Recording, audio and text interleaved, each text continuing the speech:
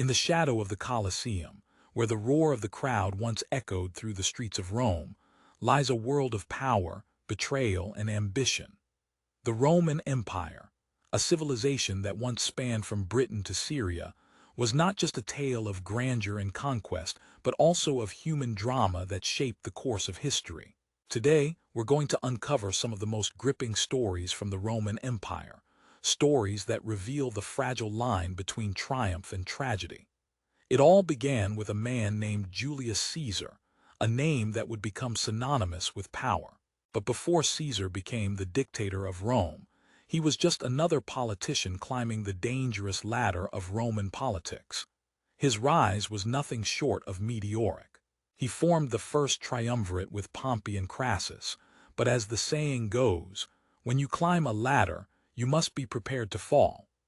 Caesar's ambition would eventually lead to his downfall, but not before he changed the course of Roman history. Caesar's story is one of betrayal. You see, he was not just a general or a politician.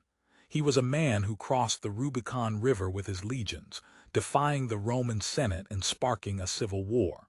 His famous last words, Veni, Vidi, Vici, I came, I saw, I conquered, are etched into history, but so is the betrayal that followed. On the Ides of March 44 BCE, Caesar was stabbed to death by his own senators, men he had trusted, men he had called friends. The Roman Senate, fearing his growing power, conspired against him in a brutal act of betrayal that would haunt Rome for centuries. But Caesar's death was not the end of the story. His adopted son, Octavian, would go on to become Augustus, the first emperor of Rome.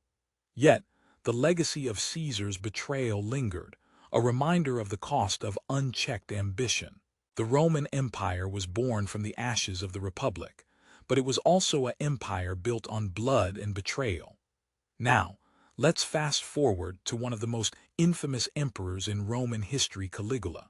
His name has become a synonym for madness and tyranny. But what really happened during his reign? Caligula began his rule with promise. He was young, charismatic, and the people loved him.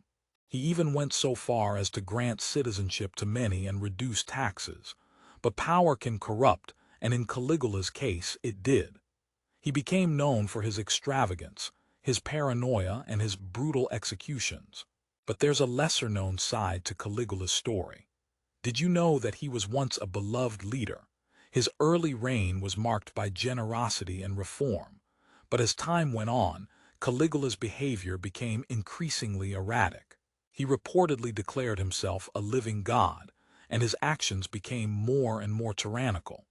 His reign ended in bloodshed, as he was assassinated by a conspiracy involving members of his own Praetorian Guard. His body was left in the street, a grim end to a man who once had the world at his feet. Now, let's talk about Nero, another emperor whose name is synonymous with tyranny. Nero's reign began with promise, but it ended in disaster. He is famously known for fiddling while Rome burned. But the truth behind that story is more complex. Nero was a man of the arts, a poet and a musician, but his reign was also marked by tyranny and persecution. After the Great Fire of Rome in 64 CE, Nero blamed the Christians for the disaster, leading to one of the first great persecutions of the early Christian church. But Nero's story takes a darker turn. He was known for his cruelty, even ordering the deaths of his own family members. His mother, Agrippina the Younger, was stabbed to death by his orders. Nero's reign ended in shame and defeat. As the Roman Senate declared him an enemy of the state, Nero took his own life, ending the Julio-Claudian dynasty and plunging Rome into civil war. His final words, "What an artist dies in me."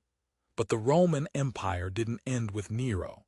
It continued for centuries, and one of its most fascinating stories involves an emperor named Commodus.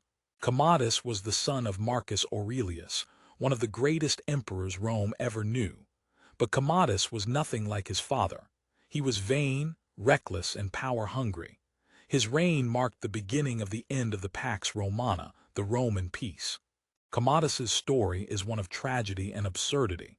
He was a self-proclaimed god king who insisted on being worshipped as Hercules.